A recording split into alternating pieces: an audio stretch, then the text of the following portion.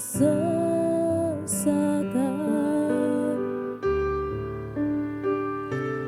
bagaikan langit yang membentang, begitu luas kasih Tuhan tiada terhitung, pertolonganmu dalam hidupku.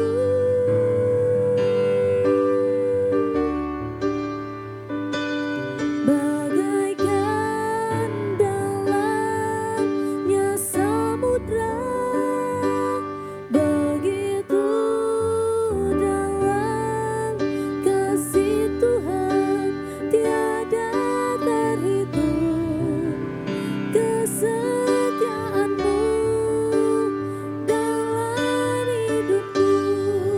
Bagaikan langit yang membentang, bagaikan langit yang membentang, begitu luas kasih Tuhan tiada terhitung, pertolonganmu dalam hidupku.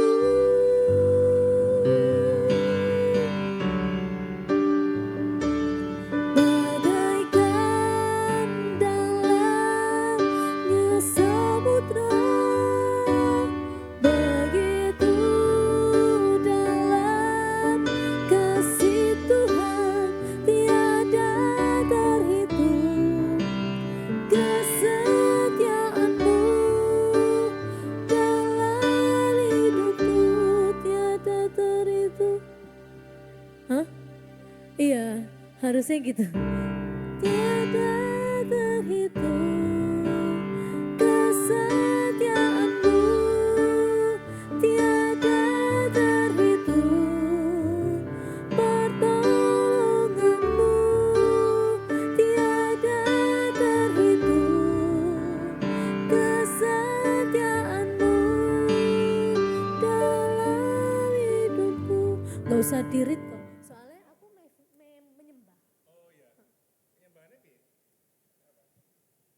Enaknya piye?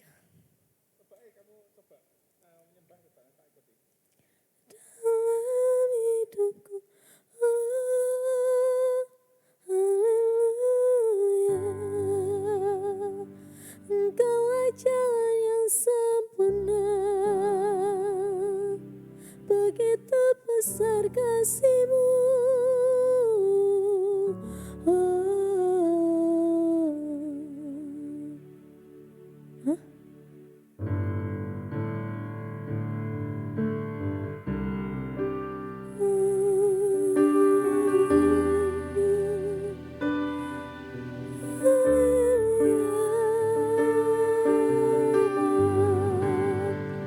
Begitu luas kasih-Mu Bapa, begitu besar kasih-Mu Bapa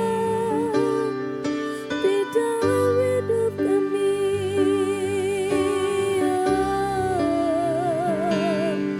Haleluya,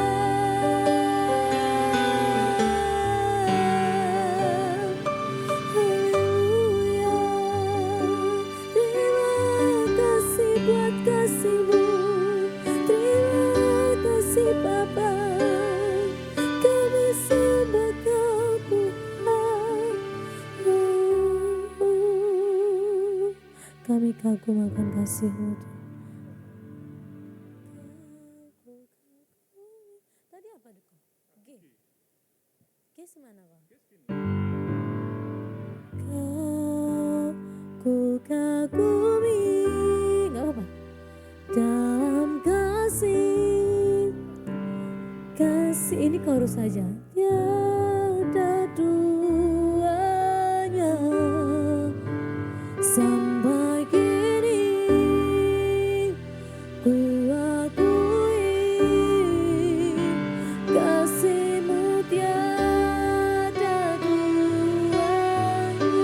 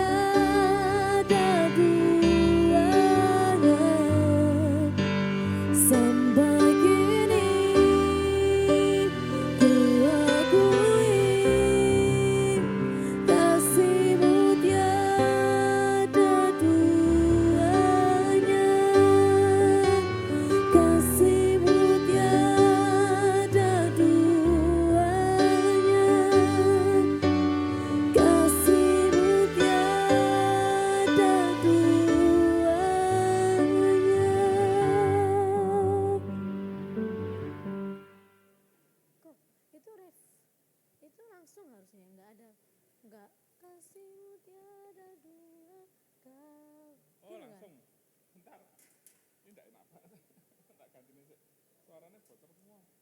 Oke,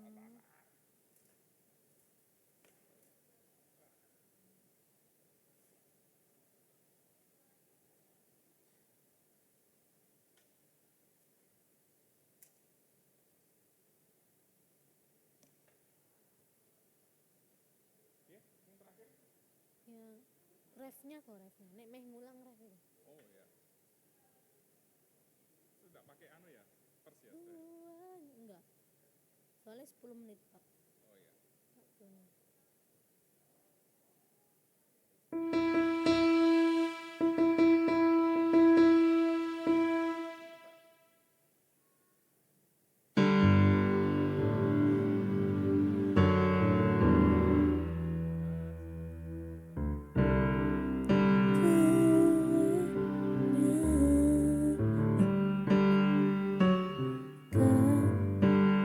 Ku kagumi dalam hati kasihmu tiada duanya sampai kini. Yang ini kok ku kagumi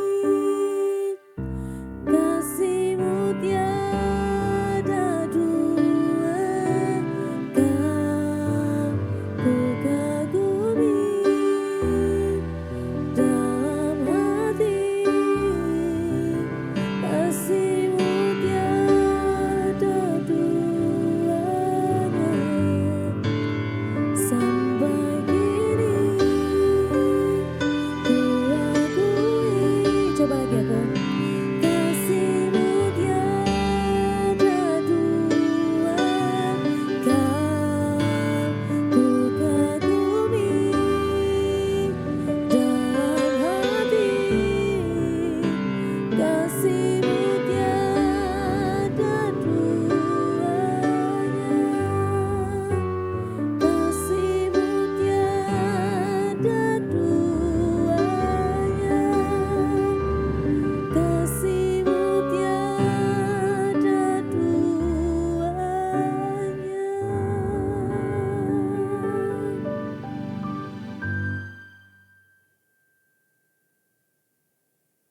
Gitu aja. Kasih ya, Bang. Yuk.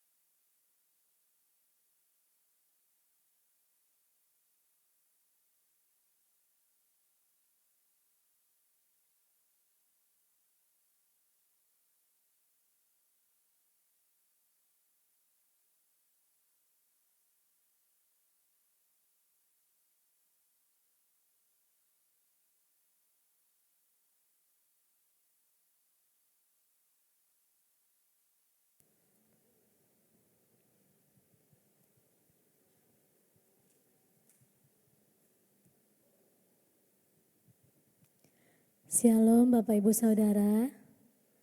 Boleh lihat lambaian tangannya, shalom.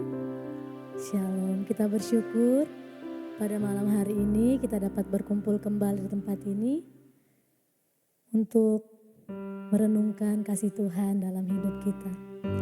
Kita bersyukur kita punya Allah yang kasih-Nya begitu besar bagi kita. Di dalam kasih-Nya ada kehidupan. Dia Allah yang setia, yang selalu menolong kita. Pada malam hari ini kita kembali merenungkan kasih Tuhan dalam hidup kita. Terima kasih Tuhan. Tidak terhitung pertolongan-Mu dalam hidup kami Tuhan. Tidak terhitung kasih-Mu dalam hidup kami Bapa. Terima kasih buat kasih-Mu yang begitu besar.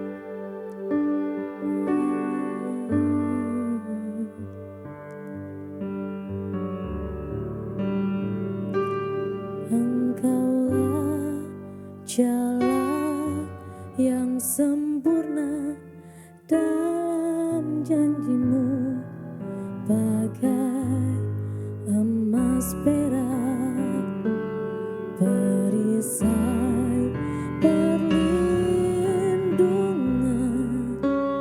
keselamatanku.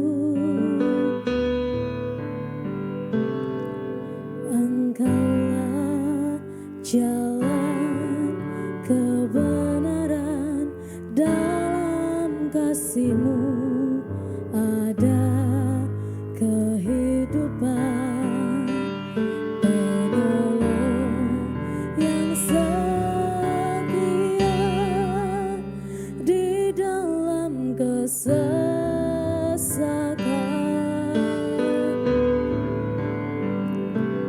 Bagaikan langit yang membentang, begitu luas kasih Tuhan, tiada terhitung.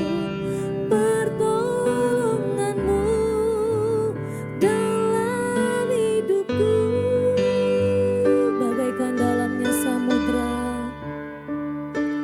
Bagaikan dalamnya samudra, begitu dalam kasih Tuhan, tiada terhitung. Kesetiaan-Mu dalam hidupku. Engkaulah jalan kebenaran Tuhan.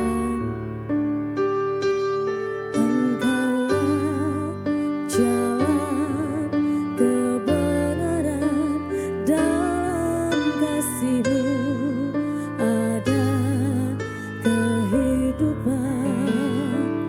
Penolong yang setia di dalam kesesakan.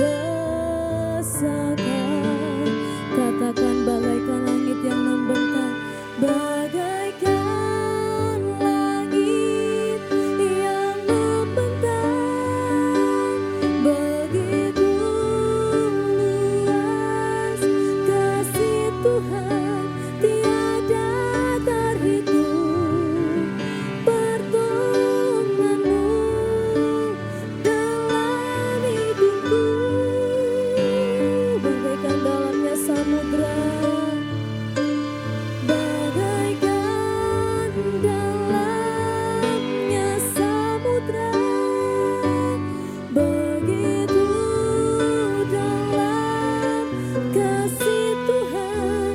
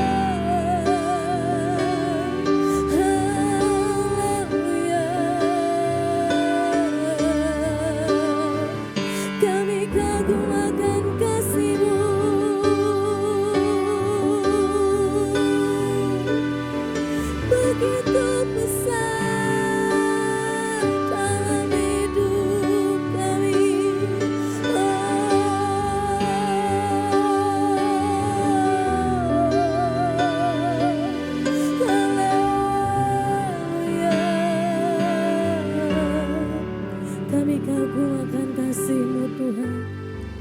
Tidak ada duanya kasih-Mu dalam hidup kami Tuhan. Terima kasih Tuhan.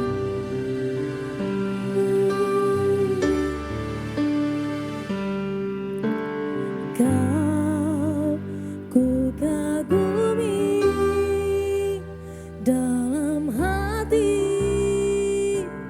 kasih-Mu tiada duanya. Sampai kini ku akui kasih-Mu tiada duanya. Ku kagumi dalam hati, kasih-Mu tiada duanya. Sampai kini ku akui kasih-Mu tiada dua. Kau ku kagumi dalam hati, kasih-Mu tiada duanya. Sampai kini ku akui kasih-Mu tiada duanya. Kasih-Mu tiada duanya. Kasih-Mu Tiada duanya. Benar Tuhan, kasih-Mu sungguh luar biasa. Pada malam hari ini kami bersyukur kami boleh diberi anugerah oleh Tuhan untuk berkumpul bersama-sama di tempat ini untuk boleh memuji Tuhan. Dan kami akan mempelajari firman-Mu. Tuhan Roh Kudus, di mana 2-3 orang berkumpul di dalam nama Tuhan Yesus, Engkau berkata, Engkau ada di tengah-tengah kami. Oleh karena itu Tuhan tolong kami, urapi hamba Tuhan yang menyampaikan isi hati-Mu ini dan kami semua yang mendengar. Supaya apa yang kami dengar ini boleh sungguh-sungguh kami pahami, firman Tuhan ini membangun hidup kami semakin hari semakin menyerupai Tuhan Yesus Kristus. Berbicaralah kepada kami, dalam nama Tuhan Yesus kami berdoa dan mengucap syukur. Amin. Amin. Silakan duduk saudara sekalian, shalom. Selamat malam.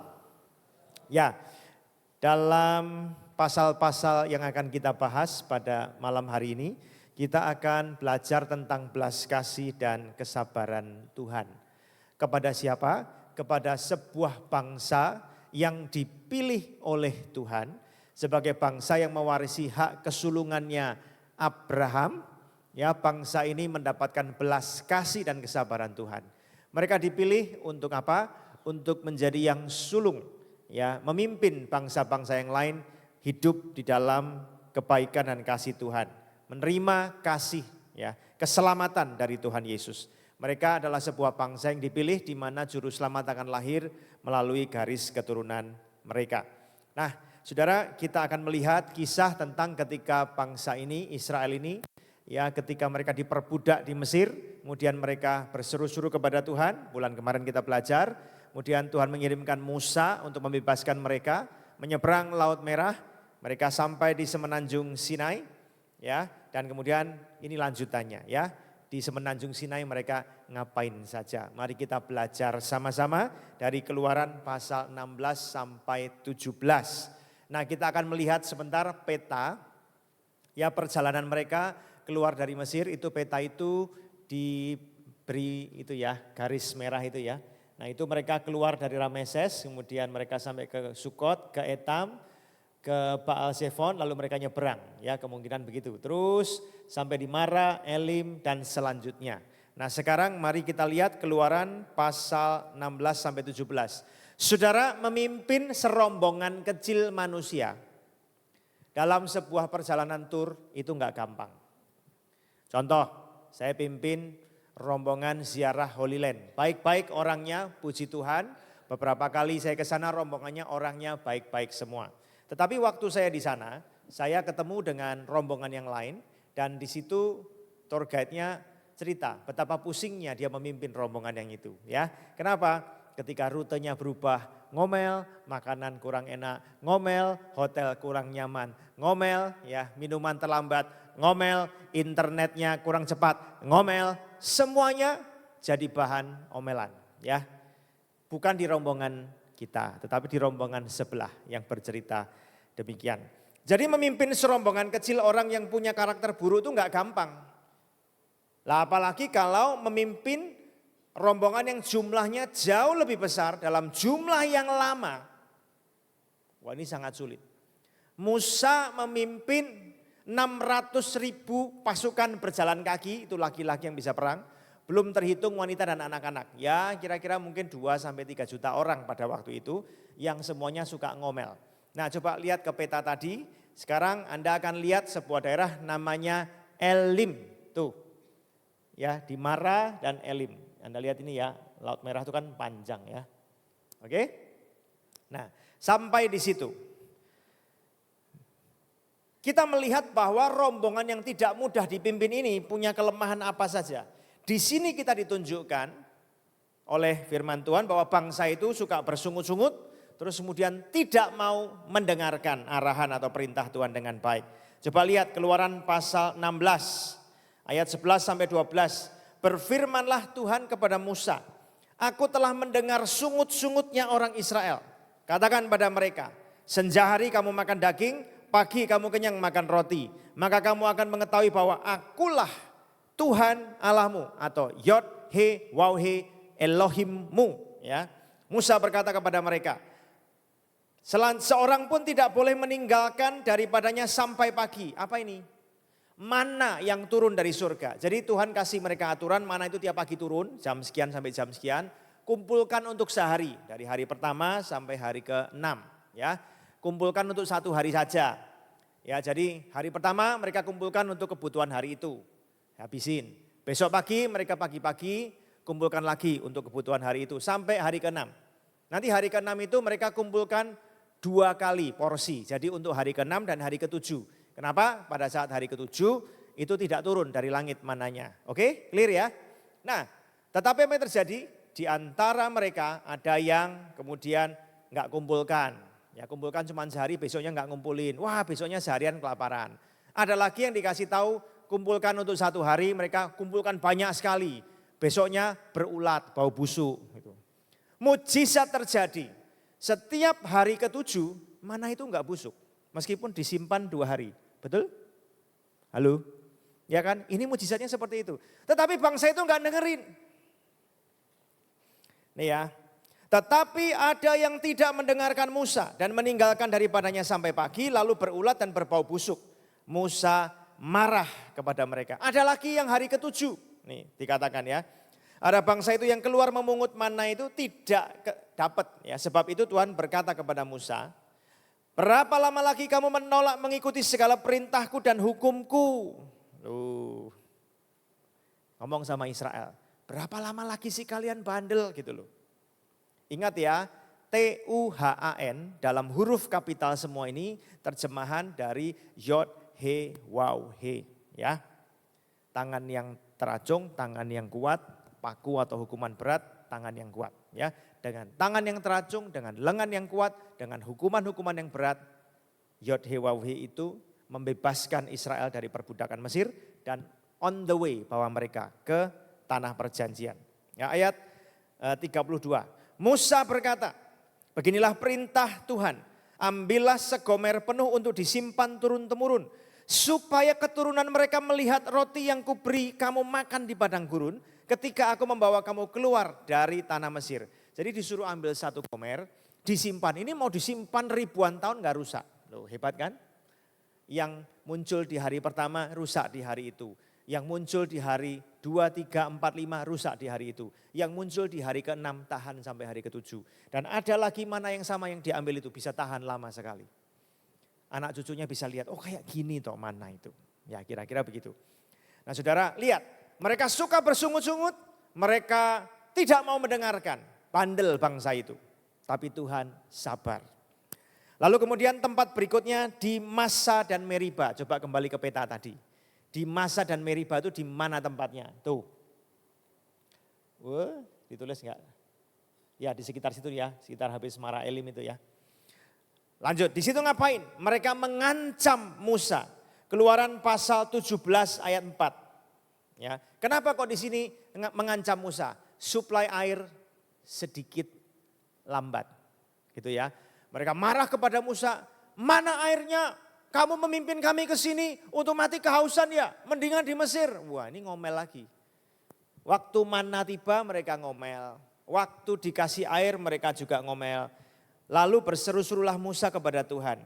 "Apakah yang akan kulakukan kepada bangsa ini? Sebentar lagi gue dirajam oleh mereka dengan batu." Nah, ini kata-katanya Musa. Ya. Nah, di situ kita bisa melihat Musa kesulitan memimpin bangsa ini, tetapi dia sabar. Lalu kemudian habis Massa dan Meriba, mereka ada di Rafidim. Ya. Di Rafidim ini kita melihat ya kasih Tuhan kepada mereka. Tuhan membela mereka ketika mereka diserang oleh bangsa Amalek. Coba kembali ke peta tadi ya. Mana petanya? Oke, daerah orang Amalek itu di sana itu. Itu loh ya. Itu Anda lihat pojok kanan atas itu kan ada Moab. Lalu kemudian Anda lihat daerah yang namanya Zoar itu. Sedikit ke bawah itu adalah daerahnya orang Amalek. Ngapain mereka jalan ke sana jauh-jauh, turun ke bawah sini di Rafidim itu ya. Itu ada bawah sendiri tuh Mount Horeb, atasnya ada Rafidim. Ya. Orang Amalek menempuh jarak sangat jauh, ngapain? Mereka mau mengadakan genosida atau memusnahkan seluruh orang Israel. Keluaran 17. Lalu datanglah orang Amalek dan berperang melawan orang Israel di Rafidim. Kemudian berfirmanlah Yod-Heh-Wah-Heh kepada Musa. "Tuliskanlah semuanya ini dalam sebuah kitab. Sebagai tanda peringatan, ingatkan ke telinga Yosua, aku akan menghapuskan sama sekali ingatan kepada Amalek dari kolong langit." Lalu Musa mendirikan sebuah mezbah dan menamainya, "Tuhanlah panji-panjiku." Ia berkata, tangan di atas panji-panji Tuhan, Tuhan berperang melawan Amalek turun-temurun. Nah, saudara ingat di sini. Ya, coba perhatikan tadi di peta. Amalek itu jauh-jauh dari daerah sono kanan atas sampai ke bawah sini. Ngapain dia ke sana coba? Dia memanfaatkan kelemahan bangsa Ibrani atau bangsa Israel yang pada waktu itu belum bisa perang.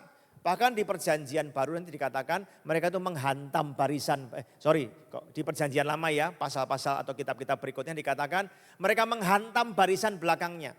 Yang dibunuh itu apa dulu? Wanita-wanita yang lemah, orang tua-tua, anak-anak. Mereka mau memusnahkan bangsa ini. Ya. Nah ini ada satu kata yang unik. Kenapa kok Tuhan berperang melawan Amalek turun-temurun? Siapakah Amalek ini? Coba kita lihat Kejadian 36. Ingat, Timna adalah gundik Elifas anak Esau. Ia melahirkan Amalek bagi Elifas. Itulah cucu-cucu Ada istri Esau. Jadi rupa-rupanya Amalek ini adalah keturunan Esau. Ya, dalam kitab Yehezkiel pasal 35 dikatakan, oleh karena dalam hatimu terpendam rasa permusuhan yang turun-temurun. Dan kau membiarkan orang Israel menjadi makanan pedang pada hari sial mereka. Waktu saatnya tiba untuk penghakiman terakhir. Jadi keturunan Esau ini mereka masih menyimpan rasa benci, iri, dengki dan pengen membinasakan atau memusnahkan seluruh orang Israel. Dan itu diwariskan turun-temurun kepada anaknya, cucunya terus. Nah jadilah bangsa Amalek ini turun-temurun berusaha untuk memusnahkan orang Israel. Nanti Anda lihat ya, ketika Israel itu sampai ke tanah perjanjian, Anda akan lihat lagi ingat ada dukun namanya Bileam, dibayar sama Raja Moab yang namanya Balak. Untuk ngapain? Untuk nyantet atau mengutuk orang Israel, betul kan ya? Waktu mereka OTW ke tanah perjanjian itu loh ya. Mau masuk sana itu. Nah nanti zaman hakim-hakim Anda akan melihat berkali-kali Amalek berusaha memusnahkan orang Israel. Di zaman raja-raja orang Amalek berkali-kali ya bersekutu dengan musuhnya untuk memusnahkan Israel. Nanti Anda akan lihat justru Amaleklah yang dimusnahkan Tuhan. Kalau kita lihat ayat ini, mungkin beberapa orang yang gak hati-hati akan berpikir, loh Tuhan kok kejam ya? Tuhan memusuhi Amalek turun-temurun. Tuhan mau mereka dimusnahkan semuanya total. Kenapa? Tuhan tuh nggak mungkin bertindak tanpa tujuan.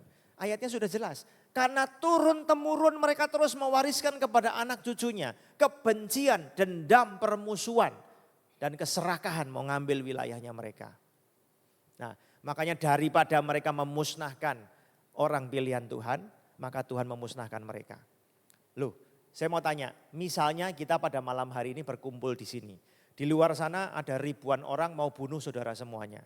Terus kemudian Tuhan turun tangan, ya Anda ini orang baik-baik, mereka mau merampok, mau membunuh saudara. Terus kemudian Tuhan mematikan mereka semua, tiba-tiba ribuan orang di luar sana mati mendadak. Anda berpikir Tuhan baik atau jahat? Baik, betul enggak? Tuhan sebetulnya juga enggak pengen membunuh orang-orang itu kan. Tapi kalau mereka enggak bisa diberitahu, ya sudah. Itulah yang terjadi pada Amalek. Mereka mewariskan kebencian turun-temurun. Ya, nah nanti jangan kaget ya. Ayat ini tadi di kitab Keluaran tadi menunjukkan kepada kita awal mula ya orang-orang Amalek itu menyerang ya Israel untuk pertama kalinya ya. Oke, sekarang kita masuk ke Keluaran pasal 18. Ada hal yang menarik di sini ya. Ini adalah sebuah pelajaran kepemimpinan. Ya, mertua Musa menjawab Musa, Yitro menjawab Musa, enggak baik seperti yang kau lakukan itu. Kamu akan jadi sangat lelah, baik engkau, bangsa yang menyertai kamu. Pekerjaan ini terlalu berat bagimu, takkan sanggup engkau melakukannya seorang diri saja. Setiap kali ada masalah, maka bangsa Israel menghadap Musa satu persatu. Jadi Musa sendirian mengkonseling mereka. Dari pagi sampai malam, dari pagi sampai malam, setiap hari begitu. Saya saja sehari mengkonseling katakanlah 2-3 kali, sudah pusing, penat rasanya. Musa ini hebat, mengkonseling dari pagi sampai malam. Keren enggak Bapak Ibu? Nah, pemimpin bangsa yang hebat ini akhirnya dinasihati sama mertuanya. Mertuanya datang ya nganterin istrinya Musa, nih loh istrimu gitu ya. Terus kemudian ketika lihat, wah kamu mau nemoni papa ini aja kok pakai ancang-ancang lama sekali. Kamu cara kerjanya salah. Yang betul gini loh, angkat pemimpin-pemimpin di bawah kamu, ada pemimpin 1000, 100, 10 gitu ya. Yang gampang-gampang biar diatasi mereka. Nanti yang susah-susah kamu yang atasin, maksudnya begitu. Nah saudara, kita melihat sebuah pelajaran kepemimpinan untuk menggerakkan orang lain turut memikul tanggung jawab bersama-sama. Ya, nah Musa ini adalah seorang pemimpin yang lemah lembut dan rendah hati. Pemimpin hebat diajari tetap didengarkan ya. Coba lihat Keluaran 18 ayat 24. Musa mendengarkan perkataan mertuanya itu, dilakukan segala yang dikatakan tadi. Musa memilih orang-orang cakap, mengangkat mereka jadi pemimpin kepala, pemimpin 1000, 100, 50 dan 10. Mereka ini mengadili di antara bangsa itu sewaktu-waktu, perkara-perkara sulit dihadapkan kepada Musa, tapi perkara-perkara yang kecil diadili mereka sendiri. Jadi sebetulnya jadi pemimpin itu ketika mendelegasikan tugas, prinsipnya begini, pokoknya jangan dikerjakan sendiri, delegasikan tugas kepada orang-orang yang bisa dipercaya. Doktrinnya harus benar, karakter harus baik, cakap, ya, terampil menyelesaikan masalah. Yang mudah-mudah biar mereka yang selesaikan. Perkara-perkara yang susah ditangani oleh pemimpinnya sendiri. Jadi ingat ini teladan kepemimpinan. Jangan salah paham, delegasi itu bukan menyerahkan semua tanggung jawab kepada orang lain dan terus kita pemimpinnya nggak ngapa-ngapain. Ya, di gereja juga sama. Masalah-masalah yang sederhana-sederhana atau sedikit kompleks diselesaikan siapa? Para pemimpin care, kepala-kepala departemen, ya kan? Terus kemudian agak sulit diselesaikan pastor-pastor yang lain dan konselor yang ada. Yang susah-susah biasanya ya sampailah ke meja saya. Betul Bapak Ibu? Gitu loh ya. Jadi pemimpin bukan berarti lepas tanggung jawab. Ya. Kalau kita menyerahkan perkara-perkara yang lebih mudah kepada orang lain, kan kita yang jadi pemimpin yang lebih di posisi atas itu tetap harus menyelesaikan perkara-perkara yang sulit. Ya Pak ya, gitu ya. Oke, sekarang kita masuk ke Keluaran 19 sampai 20 di Gunung Sinai. Oke, nah kita akan melihat perjanjian yang dibuat antara Yod-Heh-Waw-Heh atau Tuhan dengan bangsa Israel. Coba perhatikan Keluaran 19 ayat 3 sampai 7. Lalu naiklah Musa menghadap Allah dan Tuhan berseru dari gunung itu kepadanya. Beginilah kau katakan kepada keturunan Yakub Dan kau beritakan kepada siapa? Orang Israel. Kamu sendiri telah melihat apa yang kulakukan kepada orang Mesir, bagaimana aku mendukung kamu di atas sayap Raja Wali dan membawa kamu kepadaku. Jadi sekarang jika kamu sungguh-sungguh mendengarkan firman-Ku dan berpegang pada perjanjian-Ku, maka kamu akan menjadi harta kesayangan-Ku sendiri. Lanjut yang merah kita baca sama-sama, 1, 2, 3. Dari antara segala bangsa, sebab akulah pemilik seluruh bumi. Kamu akan menjadi bagiku kerajaan imam dan bangsa yang kudus. Kudus itu artinya disendirikan untuk memuliakan Tuhan. Ya, inilah semuanya firman yang harus kau katakan kepada orang Israel. Terus datanglah Musa memanggil 70 tua-tua bangsa itu. Kemudian membawa ke depan mereka segala firman yang diperintahkan Yod-Heh-Waw-Heh kepadanya. Ya, oke. Perhatikan kalimat itu. Dari antara segala bangsa. Ini menegaskan bahwa perjanjian ini dilakukan antara Yod-Heh-Waw-Heh dengan Israel jasmani. Amin. Ini perjanjian antara bangsa Israel dan Tuhan. Bukan antara bangsa Arab dengan Tuhan.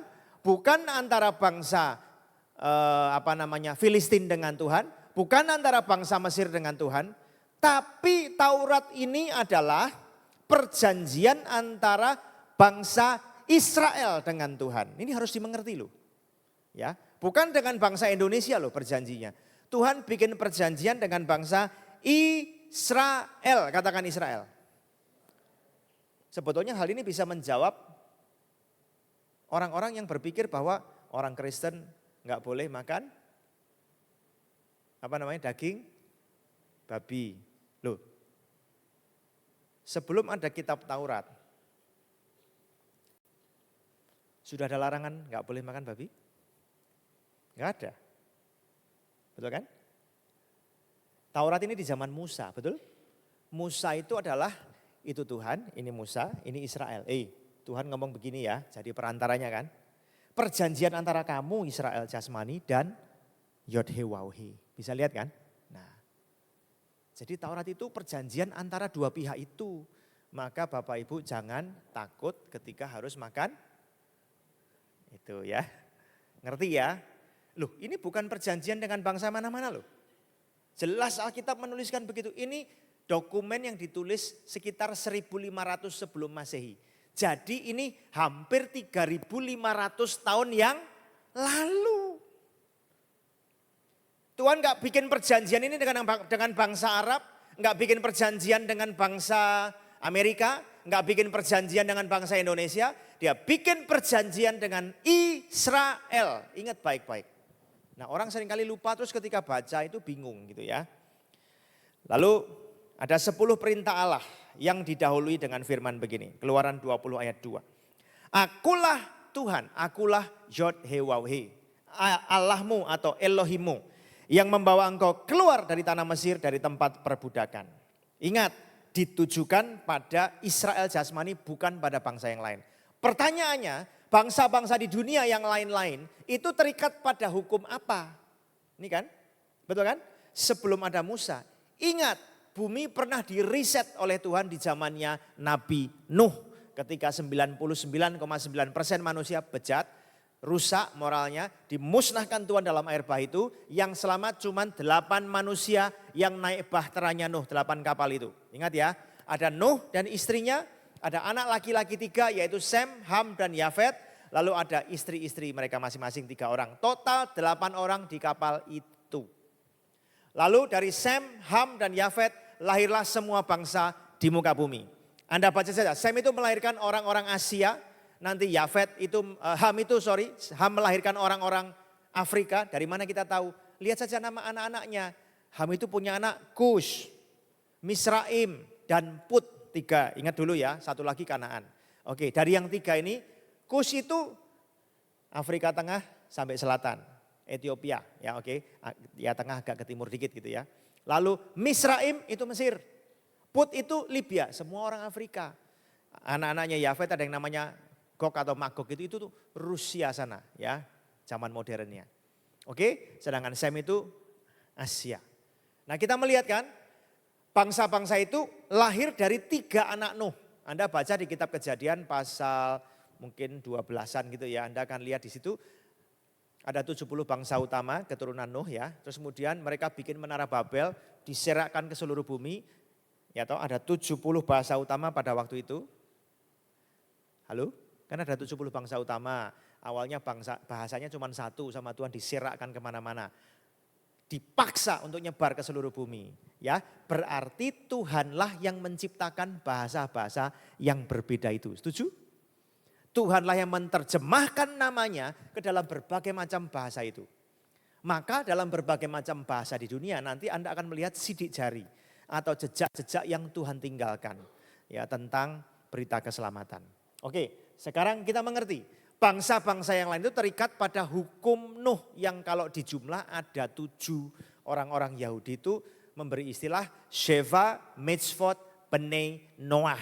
Apa artinya? 7 hukum untuk keturunannya Nuh gitu loh. Halo?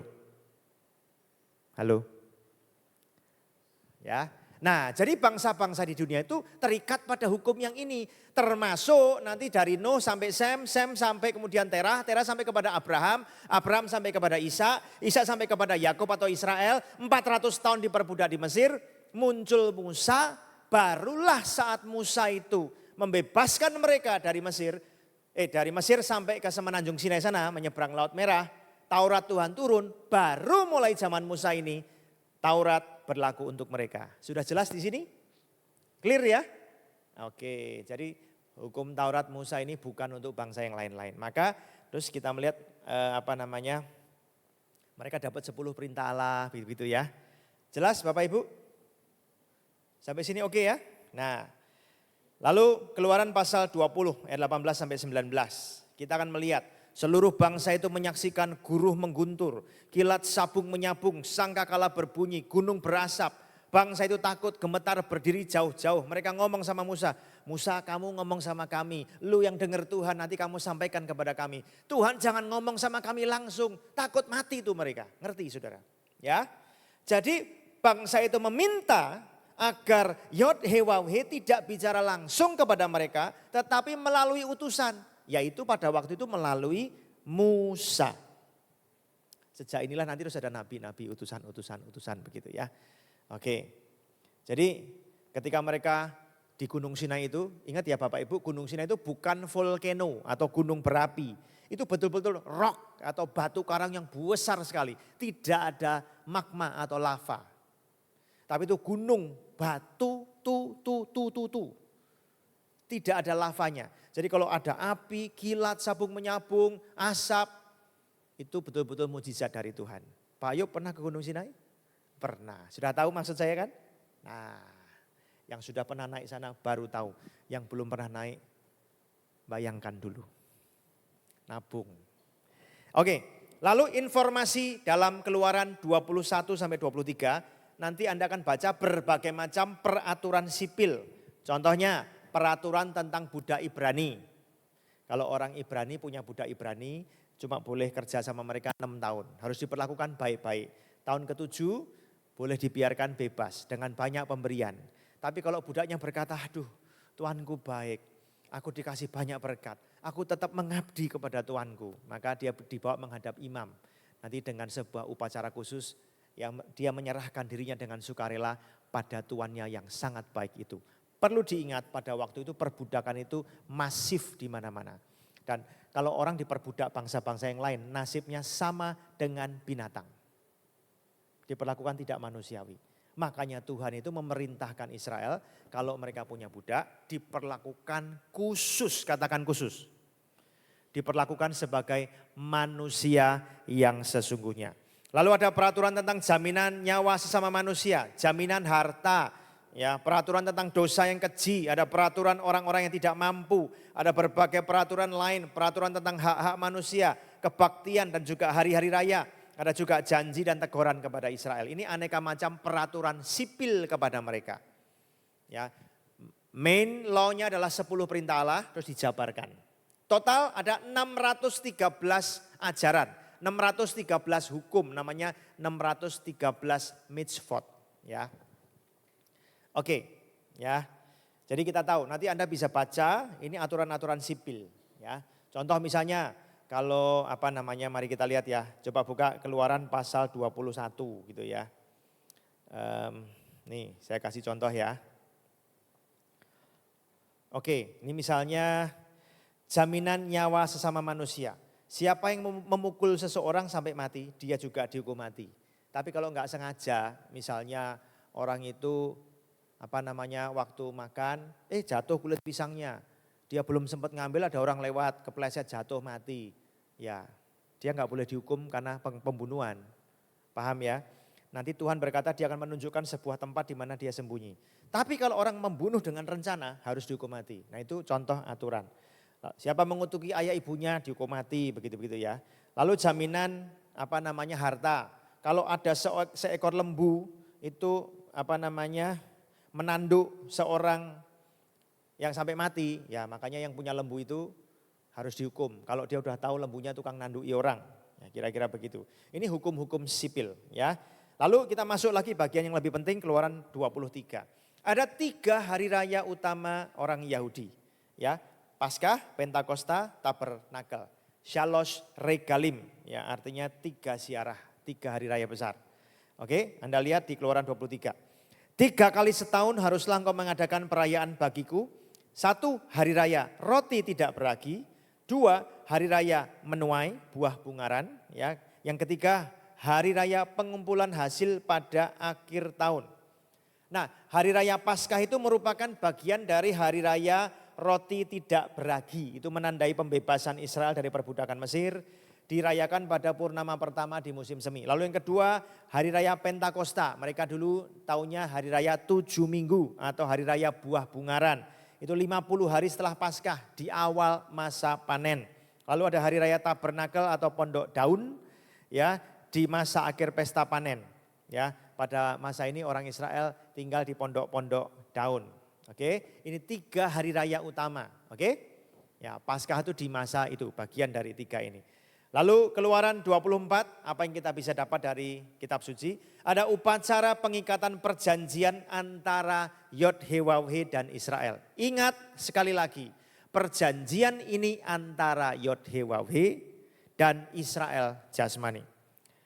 Keluaran 24. Kemudian Musa mengambil darah itu dan menyiramkannya pada bangsa itu, bukan bangsa Indonesia ya, tapi Israel. Serta berkata, yuk kita baca sama-sama. 1, 2, 3. Inilah darah perjanjian yang diadakan Tuhan dengan kamu berdasarkan segala firman ini. Cukup jelas. Ya. Dan naiklah Musa dengan Harun, Nadab dan Abihu dan 70 orang dari para tua-tua Israel. Lalu, ya ini ada namanya teofani, manifestasi atau penampakan Tuhan. Mereka melihat Allah Israel. Kakinya berjejak pada sesuatu yang buatannya seperti lantai dari batu nilam. Dan yang terangnya seperti langit yang cerah. Tetapi kepada pemuka-pemuka orang Israel itu tidaklah diulurkannya tangannya. Mereka memandang Allah lalu makan dan minum. Ada sebutan Allah, ada sebutan Yod-Heh-Wah-Weh. Yod-Heh-Wah-Weh ini adalah perwujudan Tuhan tadi ya. Atau nama Tuhan yang dikenalkan kepada Israel. Ya, pada waktu itu sebagian orang bangsa Israel pada umumnya hanya boleh di kaki gunung itu, enggak boleh naik. Kemudian ada 70 tua-tua Israel. Lalu naik lagi ada Harun, ada Yosua. Nanti hanya Musa sendiri yang boleh naik ke atas. Ya, Anda tahu ya. Nah lalu mereka makan minum di situ, Tuhan menunjukkan dirinya. Ini namanya penampakan Tuhan. Ingat baik-baik ya peristiwa ini, nanti saya jelaskan di ayat berikutnya. Oke ya. Nah, lalu Keluaran pasal 24 ayat 16 sampai 18, kita akan melihat Musa itu menerima 2 loh batu. Jadi kalau Anda lihat tablet begini, ini dulu yang pertama kali bukan iPad. Pertama kali Tuhan tulis dengan jarinya di batu itu, betul gak? Touchscreen. Ya. Oke. Seluruh orang Israel pada zaman itu jadi saksi mata langsung peristiwa tersebut. Ingat ya. Musa itu ketika menerima 2 loh batu itu, saksi matanya banyak. Jutaan mata orang Israel, 70 tua-tua bangsa, belum lagi 12 kepala suku, belum lagi Harun, belum lagi Hur, belum lagi Yosua. Saksi matanya banyak. Kalau itu tidak terjadi, wah Musa udah dibunuh, dirajam dengan batu, betul nggak? Kalau Musa bohong atau ngaku-ngaku dapat wahyu dari Tuhan padahal tidak. Jelas ya, kalau ada orang mempertanyakan, mana buktinya? Loh ini saksi matanya banyak kok. Lain cerita kalau ada orang lain ngaku dapat wahyu dari Tuhan. Saksi matanya siapa? Enggak ada. Mana kitabnya? Enggak ada, misalnya begitu loh. Ngerti ya saudara? Ini jelas. Oke, kemuliaan Yod He Waw He diam di atas gunung Sinai. Awan itu menutupinya 6 hari lamanya. Pada hari ke-7 dipanggilnyalah Musa dari tengah-tengah awan itu. Tampaknya kemuliaan Yod He Waw He sebagai api yang menghanguskan di puncak gunung itu di pemandangan orang Israel. Jadi rakyat yang dari bawah tuh lihatnya cuma gitu doang. Ya. Kedahsyatan itu seperti api yang menghanguskan. Tapi kalau tadi orang-orang yang 70 tua-tua, Yosua, Harun, Hur itu bisa lihat bagian belakangnya Tuhan toh, kakinya berjejak gitu-gitu ya. Oke.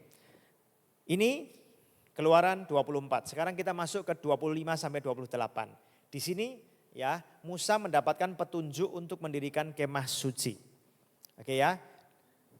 Dan mereka harus membuat tempat kudus bagiku supaya aku akan diam di tengah-tengah mereka. Yang merah kita baca sama-sama. 1, 2, 3. Menurut segala apa yang kutunjukkan kepadamu. Jadi Musa naik ke puncak Gunung Sinai sendirian tuh Tuhan bicara banyak tentang kehidupan kepada Musa. Cerita mulai Adam dan Hawa sampai di zaman Musa waktu itu, terus kemudian sampai ke akhir zaman. Diceritakan oleh Tuhan Yesus kepada Musa. Ingat baik-baik ya. Dari Adam dan Hawa, kejatuhan manusia dalam dosa, banjir besar, sampai kepada Menara Babel, sampai kepada Sem, Ham dan Yafet, sampai kepada Abraham, Ishak dan Yakub, sampai kepada perbudakan Mesir, sampai kepada zaman Musa itu, Tuhan kasih tahu kepada Musa, lalu Musa dikasih contoh model ya kemah suci ini tadi. Ingat ya, yang bicara sama Musa itu Yod He Waw He. Nama Allah kan? Betul kan? Oke. Ya. Lalu dalam Keluaran 25 ada aturan tentang persembahan-persembahan khusus. Lalu diberi perintah untuk bikin tabut perjanjian ayat 22. Nih ya. Di sanalah aku akan bertemu dengan engkau dari atas tutup pendamaian itu, dari antara 2 kirub yang di atas tabut hukum itu. Aku akan berbicara dengan engkau tentang segala sesuatu yang kuperintahkan kepadamu untuk disampaikan kepada orang Israel. Tuh tabutnya begini, kemahnya bentuknya begitu tadi ya. Ada meja roti sajian. Ada enggak gambarnya? Ya. Ada lagi kandil. Kandil itu tempat lilin, kaki dian atau menorah ya. Ayat 32 dan 40. 6 cabang harus timbul dari sisinya, 3 cabang di sebelah sini, 3 cabang di sebelah sana. Yang di tengah 1, ada 7 tempat lilinnya. Ayat 40 dikatakan, dan ingatlah Musa bahwa engkau membuat semuanya itu, kita baca sama-sama. 1, 2, 3. Menurut contoh yang telah ditunjukkan kepadamu di atas gunung itu. Oke? Ya, lalu di ayat-ayat berikutnya detail desain kemah suci, bahannya apa saja. Ya, ini dituliskan di sana. Ada mezbah korban bakaran. Tuh. Dan juga ada lagi pelataran. Tuh pelataran kemah suci kan dibagi 3 ruangan ya. Pelataran, lalu ruang kudus, lalu yang paling pojok paling dalam itu ruang maha kudus. Ya, ada juga perintah membuat minyak untuk lampu ya di ayat Keluaran 27 ayat 20 sampai 21. Ini ya, haruslah kau perintahkan kepada orang Israel supaya mereka membawa kepadamu minyak zaitun tumbuk yang murni untuk lampu, supaya orang dapat memasang lampu agar tetap menyala. Dalam kemah pertemuan di depan tabir yang menutupi tabut hukum, haruslah Harun dan anak-anaknya mengaturnya dari petang sampai pagi di hadapan Tuhan. Yuk kita baca yang tebal sama yang merah. 1, 2, 3. Itulah suatu ketetapan yang berlaku untuk selama-lamanya bagi siapa? Orang Israel, turun temurun. Berlaku untuk kita enggak? Halo? Enggak. Ini berlaku untuk orang Israel. Oke? Semua pertunjukan ini. Oke? Untuk mengingatkan mereka setiap hari bahwa juru selamat lahir lewat keturunan mereka. Yang menghapus segala dosa dunia. Yang berlaku untuk bangsa-bangsa yang lain, semua bangsa di muka bumi, bukan ritualnya, tetapi esensinya, yaitu penebusan Tuhan Yesus Kristus. Amin. Ingat ya, Yesus berjanji dia akan datang untuk menebus dosa manusia. Yang dipilih bangsa ini. Mereka dikasih macam-macam aturan ini untuk mengingatkan mereka setiap hari berkali-kali. Bahwa juru selamat akan datang lewat mereka untuk segala bangsa. Jadi yang berlaku bagi Israel ritualnya ini, yang berlaku bagi kita penebusannya. Oke ya. Lalu ada juga tentang jubah kebesaran imam besar. Nah, ini menarik ini. Keluaran 28. Haruslah kau tatah itu dengan permata tatahan. 4 jajar permata tuh ya. Oke ya. Permatanya apa namanya? Yaspis merah, krisolit, malakit. Yang kedua, batu darah, lasurit, yaspis hijau. Rau ketiga, permata ambar, akik. Loh, siapa suka pakai cincin akik? Kecubung. Yang keempat, permata pirus, krisopras, dan nefrit. Dengan berikatkan emas, demikianlah permata-permata itu dalam tatahannya. Sesuai dengan nama para anak Israel, permata itu haruslah 12 banyaknya. Tuh ya, lihat permatanya ada 12 ya. Dan pada tiap permata haruslah ada diukirkan seperti meterai nama salah satu suku dari yang 12 itu. Ya, demikianlah di atas jantungnya, ayat 29, harus di bawah Harun nama para anak Israel pada tutup dada tadi, kalau dia masuk ke tempat kudus, supaya jadi tanda peringatan yang tetap di hadapan Yod-Heh-Waw-He. Perhatikan baik-baik. Setiap kali imam besar melayani, imam besar ini melambangkan Tuhan Yesus. Imam besar itu masuk ke ruang maha kudus, dari ruang maha kudus itu, dia turun keluar menemui rakyat, oh mereka berdosa. Menembus ruang kudus, lalu pelataran menemui rakyat. Mereka berdosa kan, lalu imam besar akan masuk kembali di pelataran sembelih lembu atau domba.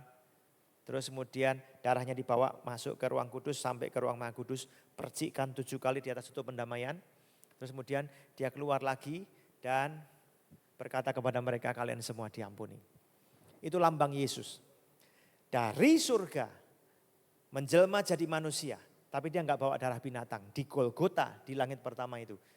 Dia bawa darahnya sendiri. Lalu dia naik ke surga. Duduk di sebelah kanan Allah Bapa, artinya menyelesaikan semuanya dengan tuntas, mendapatkan posisi tertinggi. Dan kemudian dia akan datang kembali lagi dan berkata, kalian semua diselamatkan. Bawa kita semua ke langit dan bumi yang baru. Jadi semua ritual yang dilakukan di kemah suci itu mengingatkan Israel tentang kedatangan Tuhan Yesus. Ya, oke. Lalu kita lihat informasi dari Keluaran 29. Ini tentang pentahbisan Harun sebagai imam besar yang pertama. Terus diturunkan kepada anaknya, cucunya, cicitnya, terus turun-temurun. Ayat 29. Pakaian kudus kepunyaan Harun itu tadi haruslah turun kepada anak-anaknya yang kemudian. Supaya mereka memakainya bila mereka diurapi dan ditahbiskan. Oke ya, Israel diingatkan akan kedatangan Yod-Heh-Waw-He melalui garis bangsa mereka. Yaitu suku Yehuda. Untuk menebus dosa seluruh umat manusia. Saudara, juru selamat dalam bahasa Ibrani itu dikatakan sebagai Yeshua HaMashiach. Yeshua ini sebetulnya adalah nama Tuhan sendiri ya. Oke ya, itu cara nulis Yeshua HaMashiach. Jadi Yeshua sang penyelamat, sang penebus, sang juru selamat.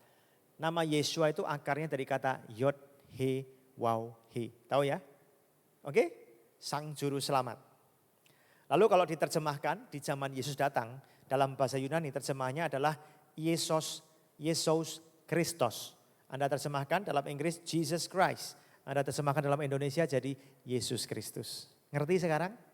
Nah, pertanyaannya, sudah bisa lihat belum? Tuhan Yesus berkarya sejak dalam masa perjanjian lama. Sudah bisa lihat sekarang? Ini kan cuma terjemahan toh. Betul tidak? Sudah bisa lihat?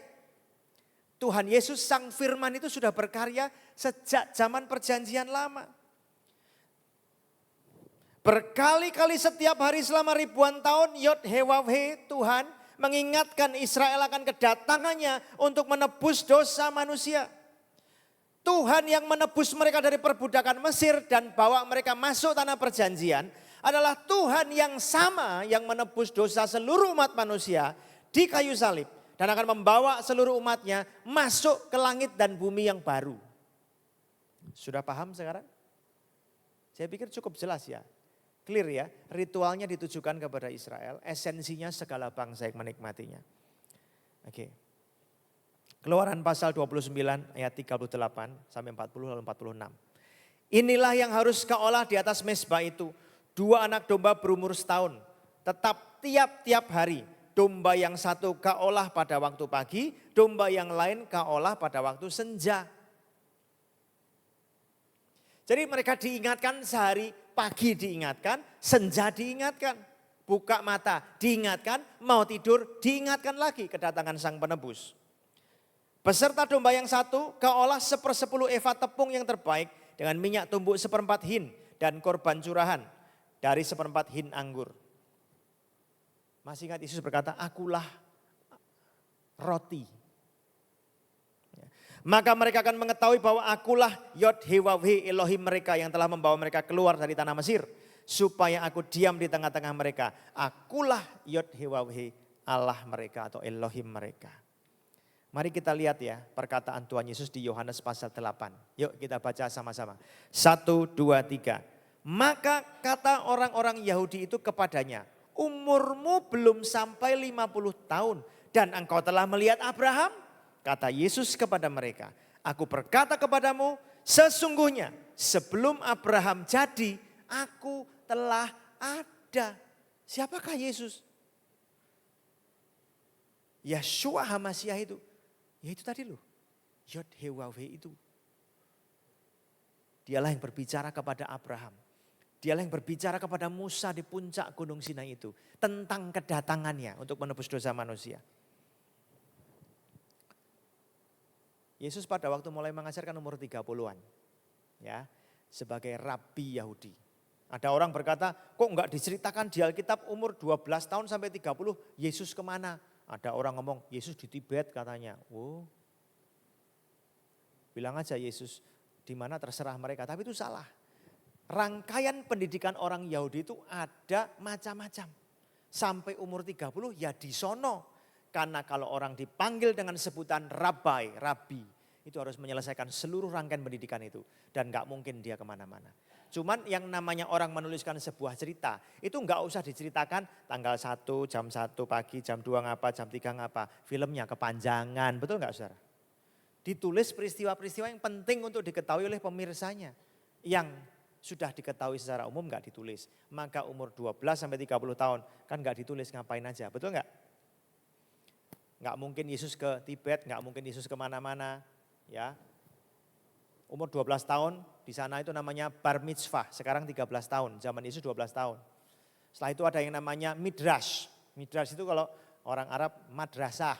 Setelah itu lanjutan pendidikannya terus sampai nanti punya gelar rabi atau rabai di sana. Ya.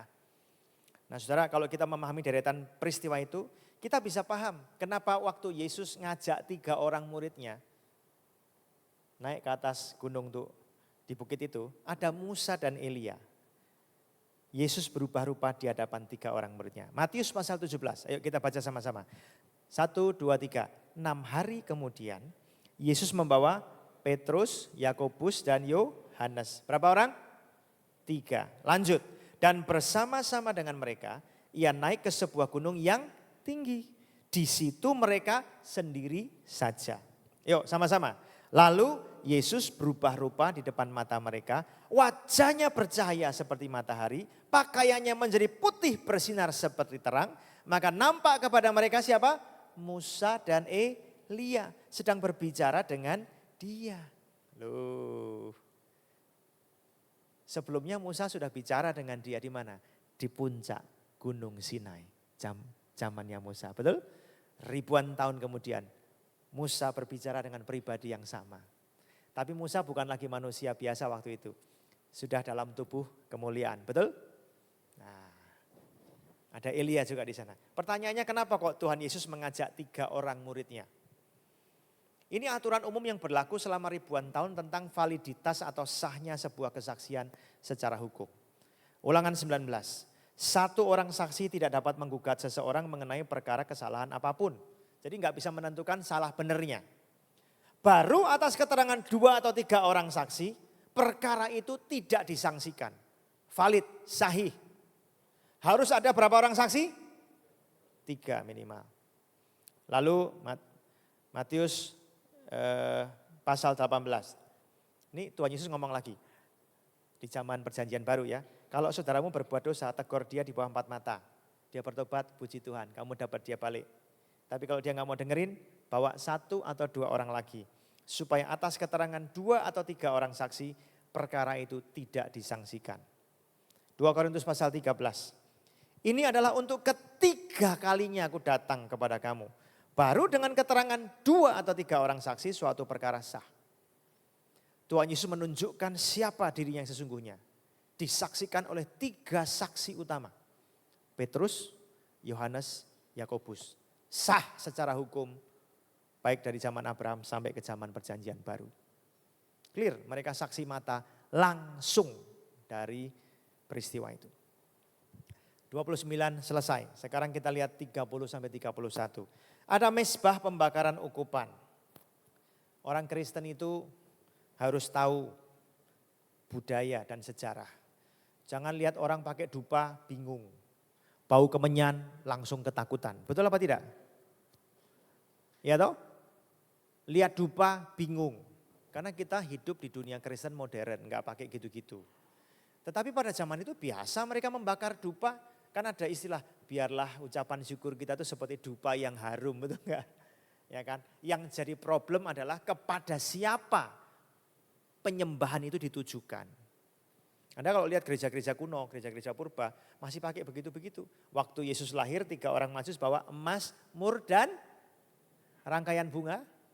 Bukan, emas, mur dan kemenyan. Wangi-wangian ya. Keluaran 30. Haruslah kau buat mezbah tempat pembakaran ukupan, haruslah kau buat itu dari kayu penaga. Di atasnya haruslah Harun membakar ukupan dari wangi-wangian. Tiap-tiap pagi apabila ia membersihkan lampu-lampu, haruslah ia membakarnya. Baunya wangi. Siapa pernah ke Pulau Bali? Halo? Pernah lihat orang bakar itu? Nah, pertanyaan pentingnya kepada siapa itu ditujukan? Betul nggak saudara? Nah, banyak suku bangsa ya ritualnya ya kurang lebih sama.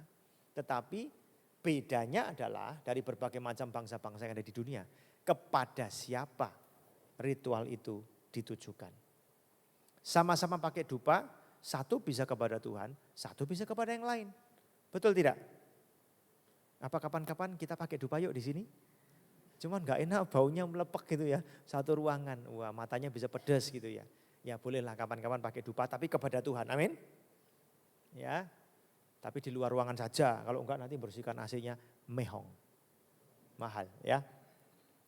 Oke, lalu lanjut ya. Keluaran 30 ayat 34 dan 36. Ini ada aturan tentang persembahan waktu sensus penduduk. Terus ada firman tentang bejana pembasuhan. Ada lagi membuat minyak urapan yang kudus. Kudus itu artinya khusus, tidak boleh ada tiruan. Ini ya. Berfirmanlah Tuhan kepada Musa, ambillah wangi-wangian, ya ini apa? Ini bahannya ya, getah damar, kulit lokan, getah rasa mala. Wangi-wangian itu serta kemenyan yang tulen, katakan tulen. Masing-masing sama banyaknya, harus kau buat jadi ukupan, campuran rempah-rempah, buatan seorang tukang campur rempah-rempah, digarami, murni, kudus. Sebagian digiling sampai halus, sedikit diambil, diletakkan di hadapan tabut hukum dalam kemah pertemuan. Di mana aku akan bertemu dengan engkau, haruslah itu maha kudus bagimu. Ayat selanjutnya, Keluaran 31 ayat 2 dan selanjutnya ini penunjukan 2 orang ahli. Namanya Besalil dan Aholiab untuk pembuatan berbagai macam perkakas dan hal-hal yang diperlukan di kemah suci.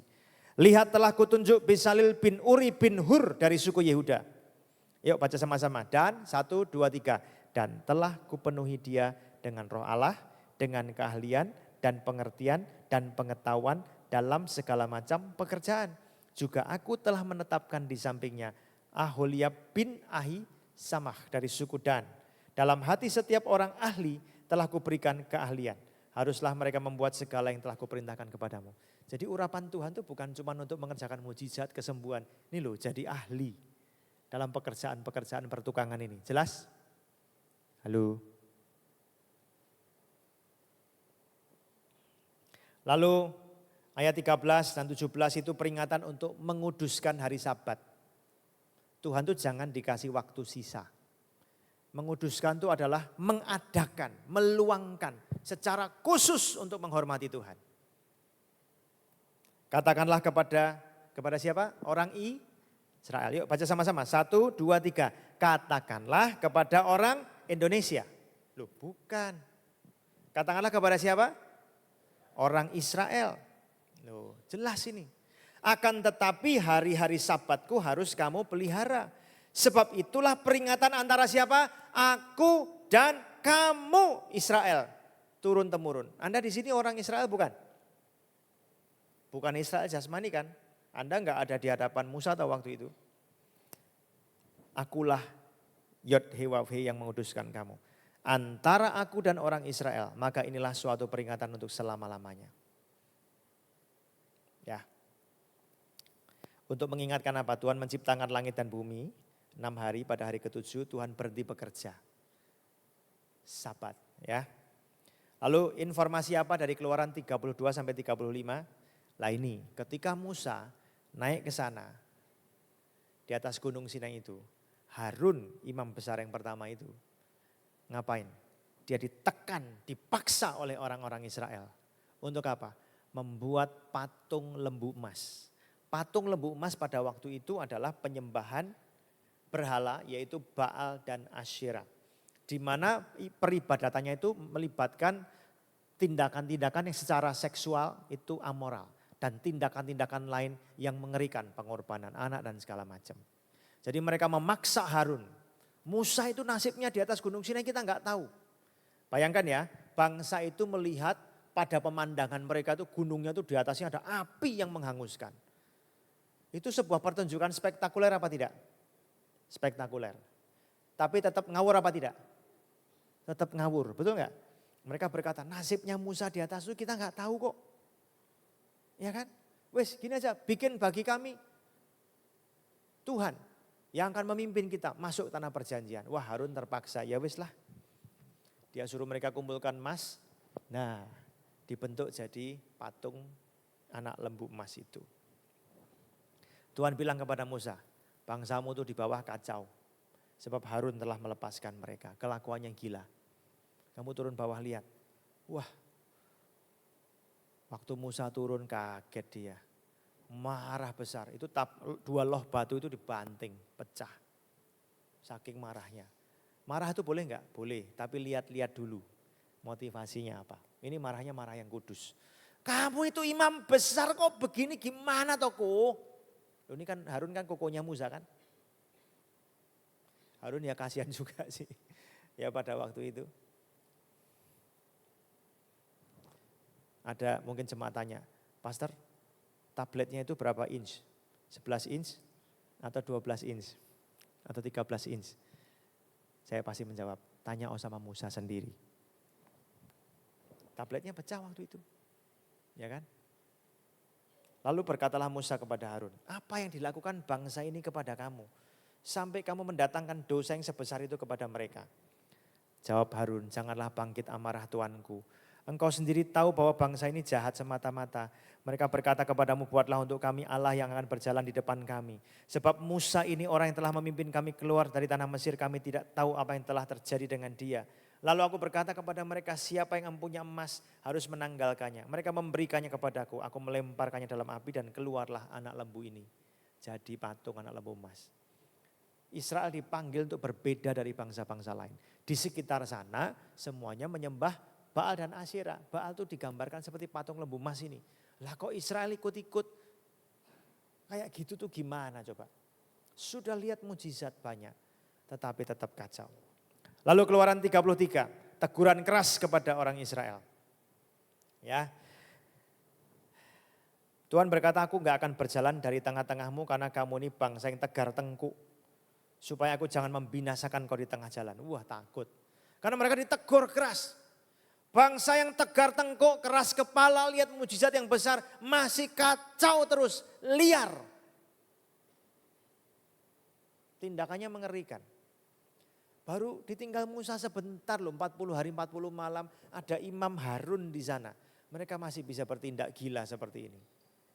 Tuhan tegur keras. Udah, aku mengutus malaikat aja untuk memimpin kamu dalam perjalanan. Mendengar ancaman begini kan mengerikan mereka. Musa naik ke atas gunung memohon penyertaan Tuhan secara langsung. Dia berkata apa?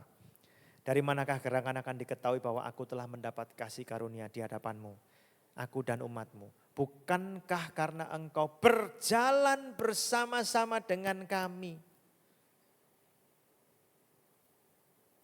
Ya sudah, aku akan nuruti apa yang kamu minta.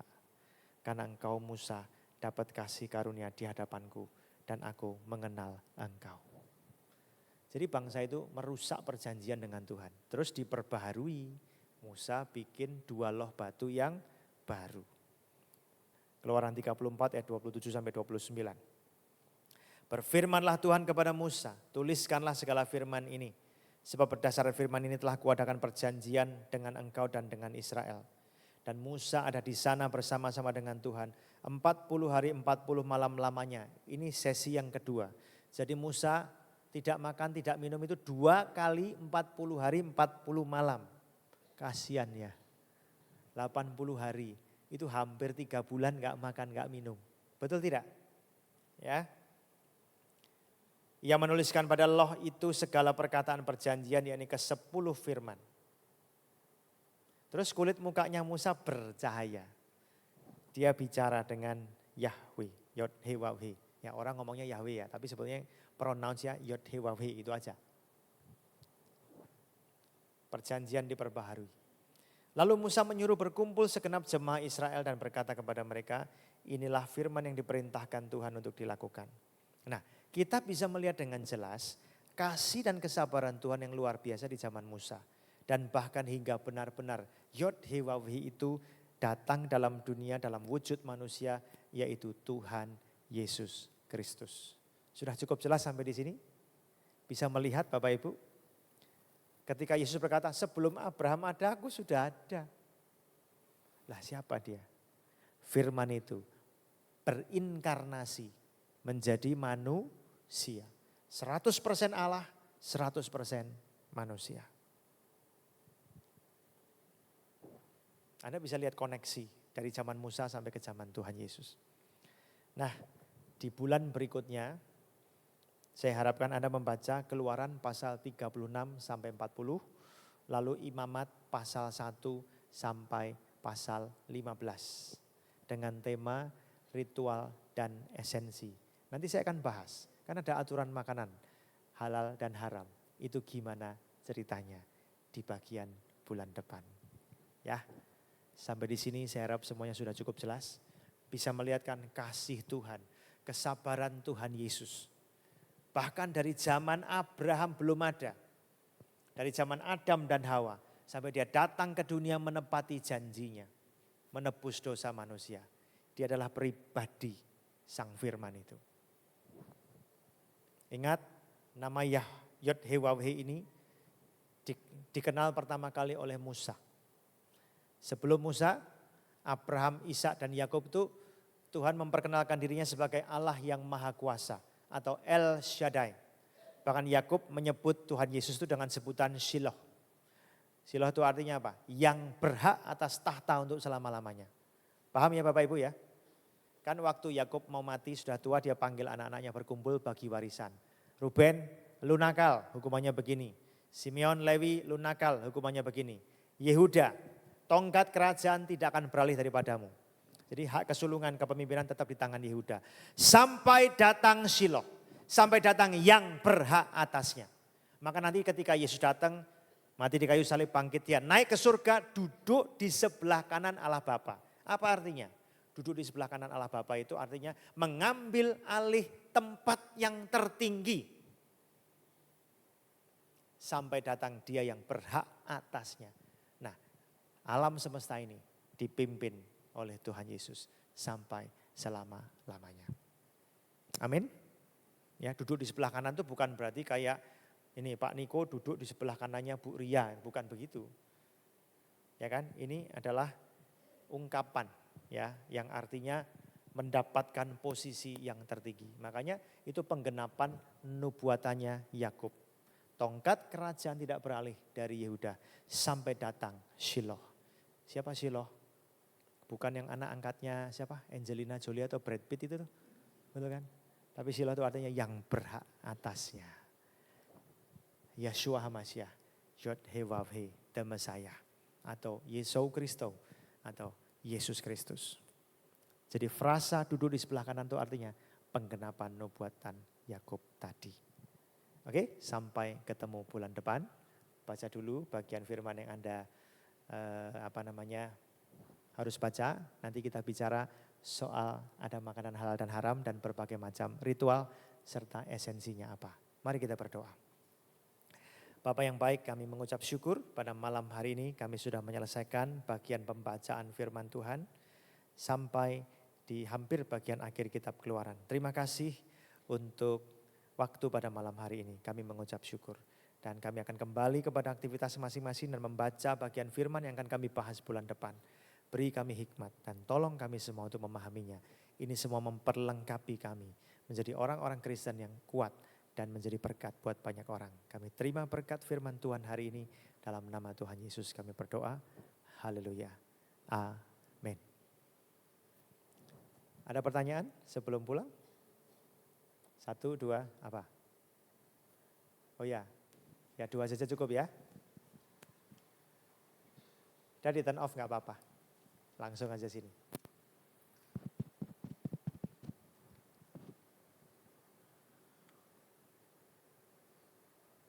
Pertanyaan saya itu tadi saat Tuhan awalnya itu kan bilang kalau tadi di Keluaran 33 itu loh, Tuhan itu katanya kembali itu yang di Keluaran 33 yang Tuhan kembali ke Musa itu kayak itu kerasanya kayak Tuhan itu mengubah pikirannya enggak sih? Kan harusnya kenapa bisa kayak gitu ya?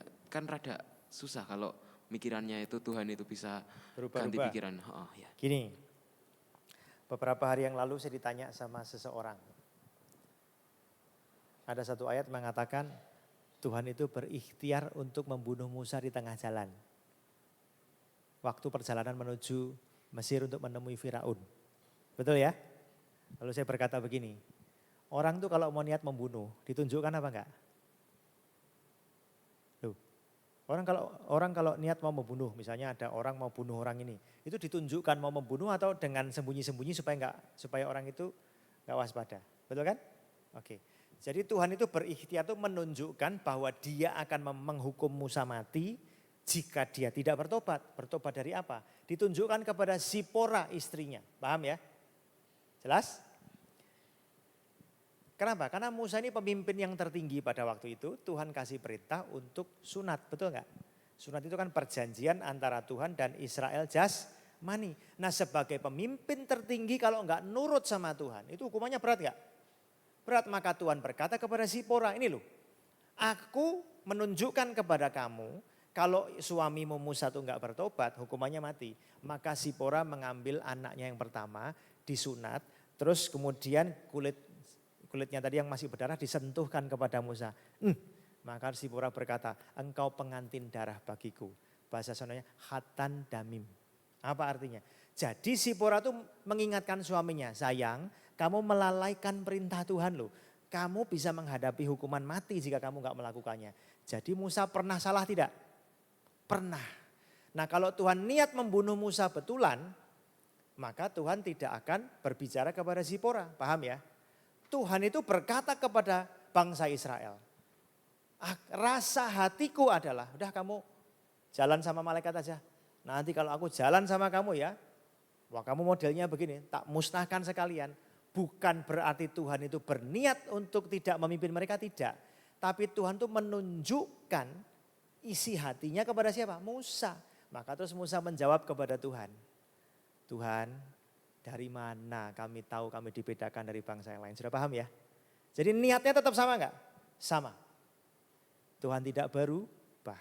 Makanya karena Tuhan punya niat yang sama, kasih tahu kepada Musa. Wih, kasih tahu kepada Musa. Wih, hatiku isinya begini loh Musa. Ini kayak sahabat ngomong sama sahabat. Keren enggak Allah kita? Keren ya? Amin? Nah, terjawab ya? Clear. Satunya, mari tante.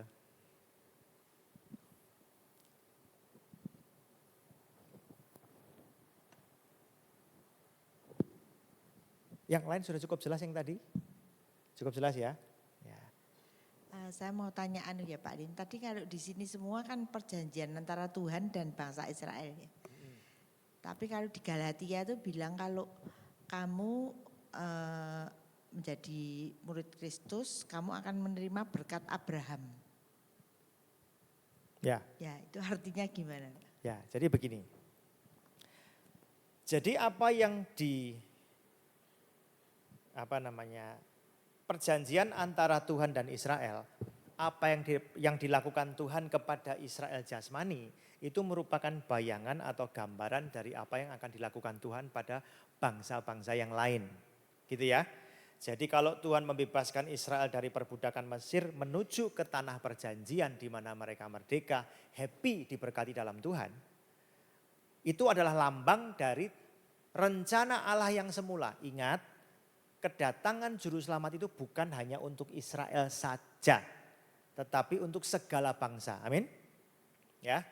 Nah, jadi kedatangan Tuhan itu dari awal sudah berjanji dia akan menyelamatkan semua keturunan Adam, semua keturunan Nuh yang mau percaya kepadanya. Nah, Israel itu dipilih karena dia itu sulung yang mewarisi hak kesulungan dari segala bangsa. Ya, untuk melahirkan sang juru selamat sekaligus memberitakan kabar baik pada segala bangsa yang lain.